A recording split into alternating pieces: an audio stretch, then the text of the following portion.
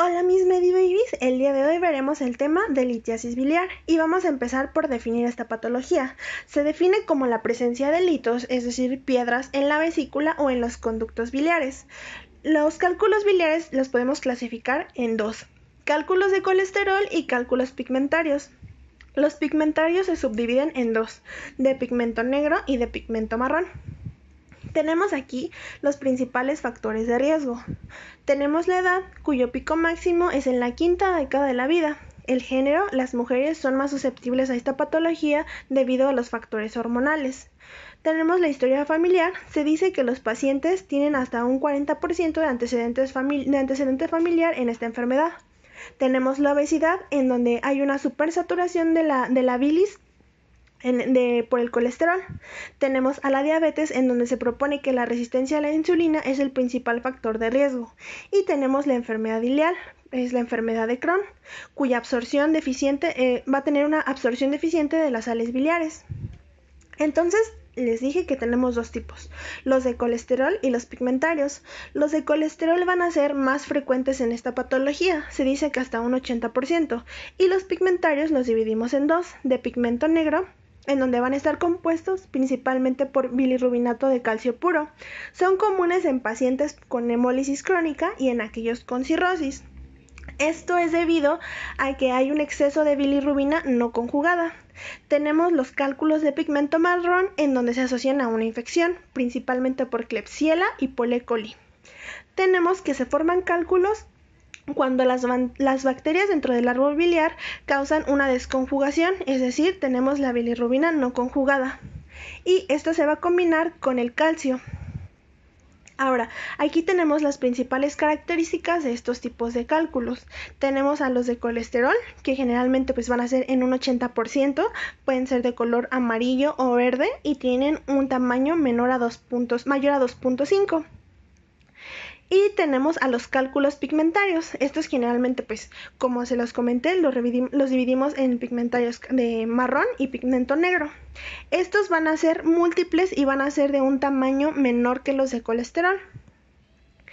Tenemos la composición de la bilis, como lo vemos en este círculo. Se dice que la bilis generalmente está formada por agua. Pero también tenemos las sales biliares, que generalmente se producen diariamente 400 miligramos de ácidos biliares a partir del colesterol. Sin embargo, diariamente estos se eliminan a través de las heces, que es lo que le va a dar el color a estas. Tenemos también el colesterol, procedente del colesterol libre de las lipoproteínas plasmáticas, principalmente el HDL, y tenemos a los fosfolípidos. Entonces, dentro de la patogénesis de los cálculos de colesterol, podemos decir que depende de tres factores: la hipomovilidad de la vesícula, la saturación biliar del colesterol y la nucleación de los lípidos.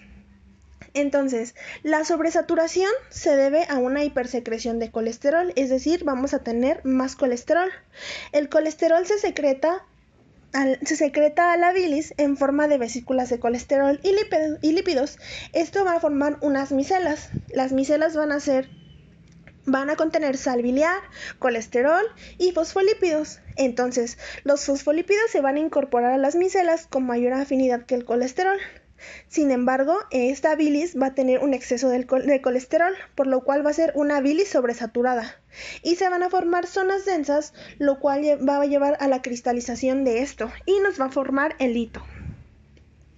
Dentro de la patogénesis de los cálculos pigmentarios tenemos que la bilirrubina no conjugada es insoluble en agua y esta logra conservarse gracias a su asociación con las sales biliares. Tenemos que los procesos hemolíticos y la cirrosis hepática aumentan los niveles de bilirrubina no conjugada. Por lo tanto, esta bilirrubina no conjugada va a provocar la precipitación del calcio. La bilirrubina no conjugada no va a ser soluble en agua y se va a precipitar. Esto nos va a generar los cálculos pigmentarios negros. Ahora, bacterias como E. coli, como Klebsiella, tienen la glucuronidasa beta. ¿Esta qué va a hacer? Va a segmentar de forma enzimática el glucuronidón de la bilirrubina para producir la bilirrubina no conjugada, es decir, Estas bacterias tienen una enzima que va a transformar la bilirrubina en bilirrubina no conjugada. Esta bilirrubina no conjugada, como lo vimos, va a hacer que se precipite el calcio. Luego, aunado a esta precipitación, se le va a unir las células, los cuerpos celulares de las bacterias muertas, y estos va a formar el lito de pigmento marrón. Ahora, dentro del diagnóstico tenemos que se realiza con la presencia de los síntomas típicos. La demostración de los cálculos en el estudio de imagen es como considerado diagnóstico, y el principal estándar de oro para demostrar que hay litos en la vesícula va a ser la ecografía abdominal. Podemos ver una sombra acústica, como aquí lo vemos. Y el lodo biliar generalmente se ve hipercoico, es decir, blanquito. Ahora, dentro del tratamiento, la mayoría de los individuos no muestran síntomas por los cálculos biliares en toda su vida. Se dice que es muy raro que esta enfermedad tenga síntomas, sin embargo, pues se presentan los síntomas. En la enfermedad por cálculos biliares sintomática puede progresar a complicaciones, como cuáles, como colecistitis aguda, coledocolitiasis e incluso pancreatitis por un lito. Entonces, en pacientes asintomáticos solo tenemos que vigilar. Y en pacientes sintomáticos podemos dar ácido uso desoxicólico o un tratamiento más radical como una colecistectomía laparoscópica. Eso sería todo. Espero que les haya gustado el video, y si les gustó, por favor suscríbanse y denle manita arriba.